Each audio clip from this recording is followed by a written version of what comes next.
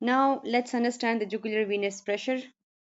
इसके लिए हम मेनली इंटरनल जुगुलर वेन को ही सेलेक्ट करते हैं।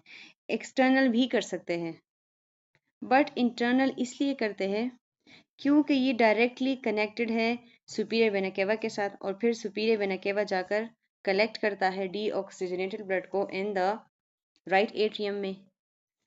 जेवीपी के ज़रिए हम इनडायरेक्टली राइट एट्रियम में जो प्रेशर होता है उसे मेजर कर सकते हैं। उसके लिए प्रोसीजर ये है कि पहले तो बेड को एलिवेट करना है, बेड के हेड को अबाउट 30 डिग्री, देन पेशेंट के फेस को लेफ्ट मूव कराना है, और आपने राइट इंटरनल जुगुलर वेन को नोटिस करना है, उसकी स्ट्रेंथ चेक करनी है, उसकी पल्पेशन देखनी है, और पल्सेशन को चेक करने के लिए प्रॉपर लाइटिंग होनी चाहिए। बस जहाँ से आपको पल्सेशन फील हो उसके बिल्कुल टॉप पर फर्स्ट वो नोटिस कर ले। देन उसके बाद आपने एक स्केल या फिर रूलर लेना है और उसे स्टर्नल एंगल पर रखना है, means at the upper part of the sternum which is मैनिब्रियम, जहाँ दो क्लेविकल बोन मीट करती है।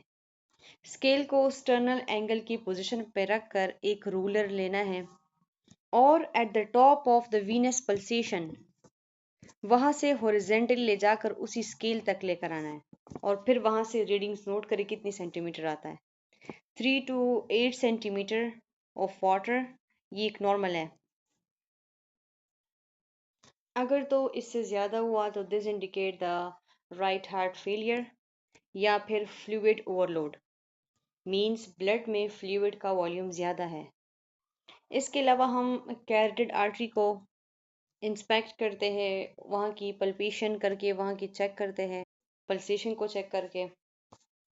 कैरोटिड आर्टरी जो कि साइड्स ऑफ नेक पर प्रेजेंट होती है, और स्टेथोस्कोप की बेल के थ्रू हम साउंड्स चेक करते हैं, पल्स की स्ट्रेंथ को, उसके रिदम को, कि कहीं ब्रूएट साउंड प्रोड्यूस तो नहीं हो रही है। ब्रूएट से एक वूशिंग सी साउंड्स होती है जिसका मतलब आर्टरीज नैरो है, और this indicate the risk of stroke as well. So इन टेक्निक्स के थ्रू हम हार्ट और ब्लड वेसल की एग्जामिनेशन करते हैं।